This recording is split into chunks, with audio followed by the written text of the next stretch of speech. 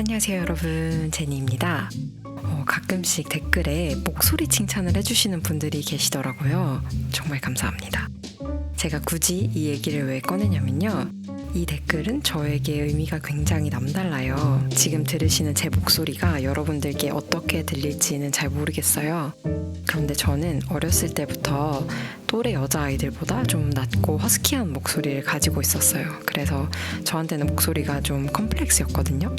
제가 제 목소리를 컴플렉스라고 여기게 된, 지금까지 자라면서 겪었던, 아직도 기억나는 목소리와 관련된 일화 3가지가 있어요. 어렸을 때 집에 유선전화 있잖아요.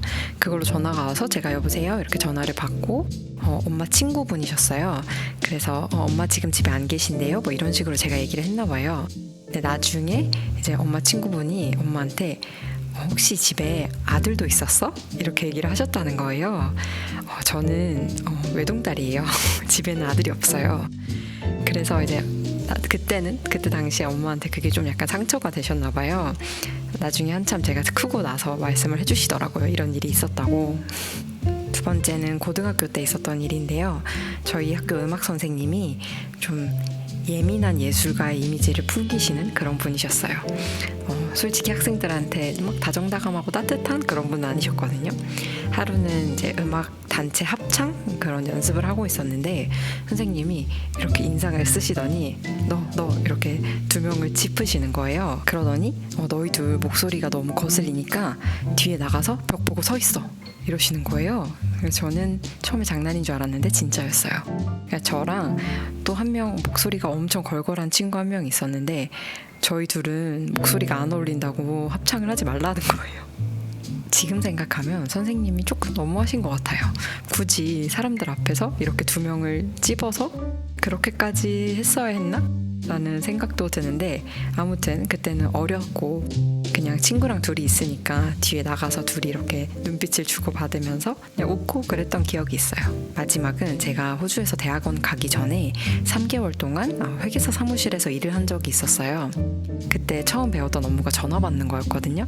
그래서 이제 첫날 일을 배우고 전화 받고 이제 하고 있었는데, 저한테 일을 가르쳐 주시던 회계사님께서 근데 제니 씨는 목소리가 이러시는 거예요. 아니 이게 무슨 뜻이야? 사람이 말을 했으면 끝까지 해야지. 그 찰나의 정적에 어떻게 말할까 생각하시는 것 같은 거예요. 그러시더니 하긴 근데 전화 받을 때는 낮은 목소리가 신뢰감 있게 들리긴 하겠네요 이러시더라고요. 저는 이게 칭찬이야 욕이야? 아무튼 이런 일화들을 통해서 저는 정말 단 한 번도 제 목소리가 좋다고 생각해 본 적이 없었어요. 여성분들도 변성기를 겪잖아요. 제가 그걸 유독 심하게 겪었는지는 모르겠는데, 아무리 남들이 너 목소리가 너무 낮다, 목소리가 너무 허스키하다, 걸걸하다 해도 제가 듣는 제 목소리는 전혀 그렇지 않았거든요. 내가 듣는 내 목소리랑 남이 듣는 내 목소리가 다르잖아요. 그래서 어렸을 때 자아가 좀 덜 형성되고 남의 시선에 더 민감하고 그럴 때는 제가 제 목소리를 직접 녹음을 해서 들어보면서 남들한테는 이렇게 들리는구나, 이렇게 더 신경 쓰고 약간 걱정하고 그랬던 기억이 있어요. 그래서 처음 유튜브를 시작할 때도 녹음된 제 목소리를 듣는 게 정말 적응이 안 됐어요. 그래서 과거에 그런 일들이 있었으니까 목소리 칭찬을 받을 때마다 저는 약간 이렇게 되는 거예요. 지금까지 한 번도 내 목소리를 내가 좋다고 생각해 본 적이 없었는데, 그리고 그 누구도 저에게 목소리 칭찬을 해준 적이 없었거든요. 그래서 그런 말을 들을 때마다 아직도 얼떨떨해요. 그래서 이 부분에 대해서 좀 이런저런 생각을 해봤어요. 저는 콤플렉스라는 게 내가 나 스스로에 대해 갖는 선입견 같은 거라고 생각하거든요.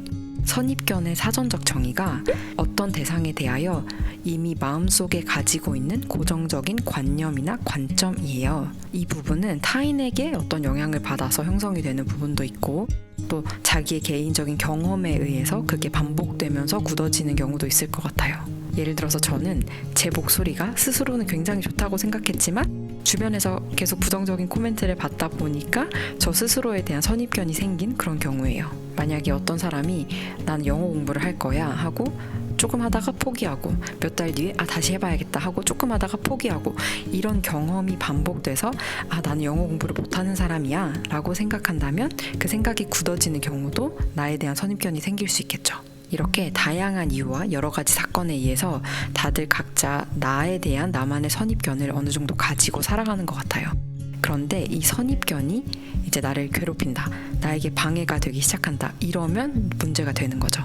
내가 괜찮으면 상관없어요. 근데 내가 안 괜찮으면 이거 문제죠. 그러면 나에 대한 나의 선입견을 어떻게 없앨 것이냐. 여기서 좀 확실히 하고 싶은 부분은 제가 말씀드리는 건 내가 나에 대해서 생각하는 선입견이에요. 남이 생각하는 나 말고 진짜 내가 생각하는 나. 주변에서 아무리 너 목소리 이상하다고 해도 내가 신경 안 쓰면 그건 전혀 저에게 문제될 게 아니에요. 그런데 내가 그런가? 내가 진짜 그런가? 하면서 생각하고 신경 쓰기 시작하면 그때는 나에게 문제가 되는 거죠. 남이 나한테 내가 전혀 공감할 수 없고 동의하지 않는 그런 나에 대한 그들의 이야기를, 그들의 의견을 나에게 억지로 주입하려고 할 때 어떻게 바운더리를 잘 설정할 것이냐, 이거는 좀 다른 결의 주제인 것 같고요. 이 영상에서는 내가 생각하는 나에 대한 선입견들, 내가 이미 가지고 있는 내 마음에 들지 않는 그런 선입견들을 어떻게 다룰 것이냐에 대해서 좀 얘기를 해보고 싶어요.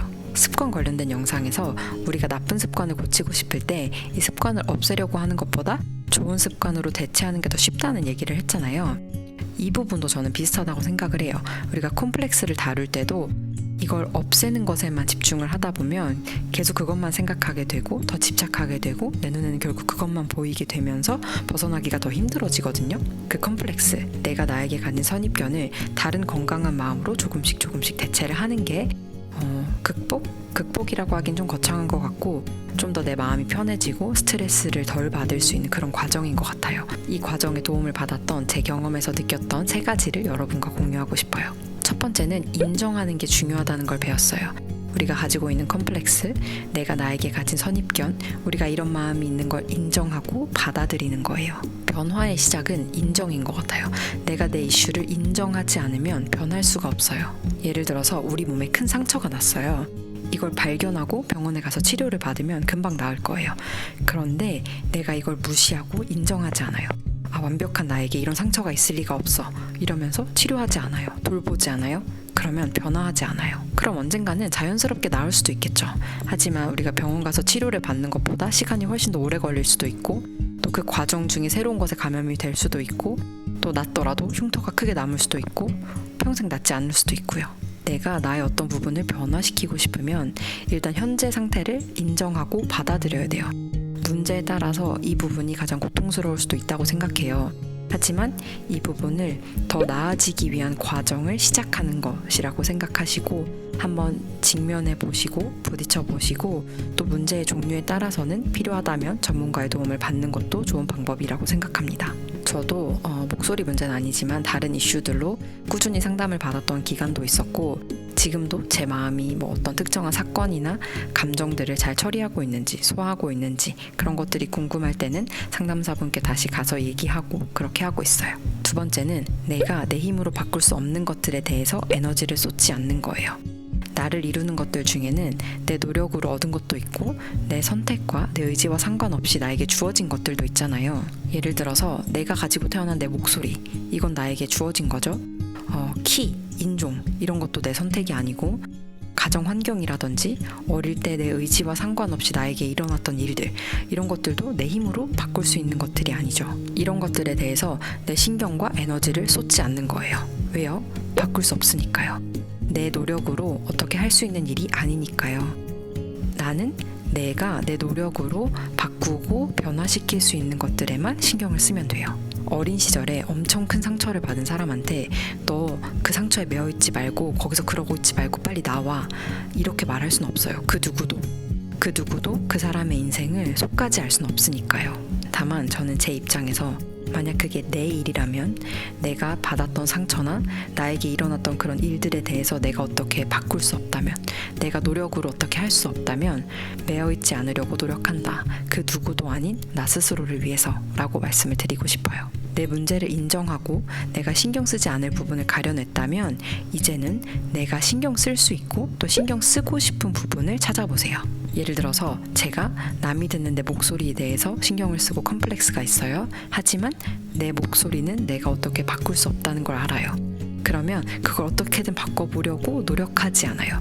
그 대신 다른 것, 목소리 대신 내가 신경 쓸 수 있는 다른 부분들을 찾는 거예요. 제가 대학원 다닐 때 발표할 일이 정말 많았거든요. 그런데 그때 내 목소리를 남이 어떻게 들을지, 내가 실수해서 쪽팔리진 않을지 이런 거 최대한 신경 쓰지 않고 내가 노력으로 커버할 수 있는 부분, 청중에게 내 메시지를 어떻게 전달할지, 어떻게 하면 그들이 쉽게 이해할 수 있도록 할지, 이런 거에만 최대한 집중하면서 그 외적인 부분에 신경을 끌려고 엄청 노력했어요. 발표 내용은 내 노력에 따라서 얼마든지 더 좋게 만들 수 있지만 내 목소리를 바꾸는 건 한계가 있으니까요. 내가 노력해서 바꿀 수 있는 부분에만 신경을 씁니다. 사실 저는 저 스스로에게 날개를 달아주는 것도, 또 그 날개를 떼버리는 것도 제가 제 스스로에게 가지고 있는 생각일 때가 많은 것 같아요. 나에 대해서 좀 부정적으로 아니면 나쁘게 하는 그런 사람이나 환경, 그런 외부적인 요인에 맞서 싸우는 것보다 저 스스로가 저에게 가지고 있는 그 생각에 맞서 싸우는 게 가장 힘들었고, 또 지금도 힘들고요. 제 인생에서 목소리와 관련된 건 아주 일부분이고 이렇게 온라인에서 나눌 수 있는 수준이지만, 그 외에도 살면서 마주하게 되는 제가 가지고 있었고 또 지금도 가지고 있는 그런 선입견들이 아직도 많죠. 그런 선입견들을 마주할 때마다 예전에는 그걸 저의 쉬운 변명으로 삼았던 것 같아요. 도망가거나 회피하거나 그걸 알면서도 캐내기가 두려워서 피하는 거죠. 근데 어느 순간 더 이상 피할 수 없는 상황이 오더라고요. 어느 순간에는 나 이 문제 해결하지 않으면 안 되겠다, 이런 마음이 드는 순간이 있어요. 모든 문제를 한 번에 다 해결하려고 하지 않고요. 할 수도 없고요. 그 대신 내가 해결할 필요를 느끼는 그런 문제들이 왔을 때, 그런 타이밍이 왔을 때는 괴롭더라도 직면해보고 마주해보고 더 파고들어서 해결해보려고 노력하게 됐어요. 그렇게 해결한 문제들도 몇 개 있고, 또 제가 더 용기가 생긴다면 나중에 이런 부분도 여러분들과 공유를 해보고 싶어요. 혹시 크던 작던 남들은 알지 못하더라도 나만이 알고 있는 나의 문제로 고통받고 계신 분들이 계시다면, 또 그 문제를 극복하려고 노력하고 계신 분들이 계시다면 그분들과 저의 경험을 공유하고 싶었고, 또 그 과정이 고통스럽더라도 그 과정을 통해서 겪게 되는 나의 자유함을 기대하면서 나아가셨으면 좋겠다는 말씀을 꼭 드리고 싶었습니다. 내가 가진 나에 대한 선입견은 나를 정말 고통스럽게 할 수 있지만, 그것도 어쨌든 내가 가진 거기 때문에 내가 버릴 수도 있다는 거 꼭 기억하셨으면 좋겠어요. 그럼 오늘도 영상 봐주셔서 정말 너무너무 감사드리고 다음 영상에서 뵐게요. 안녕.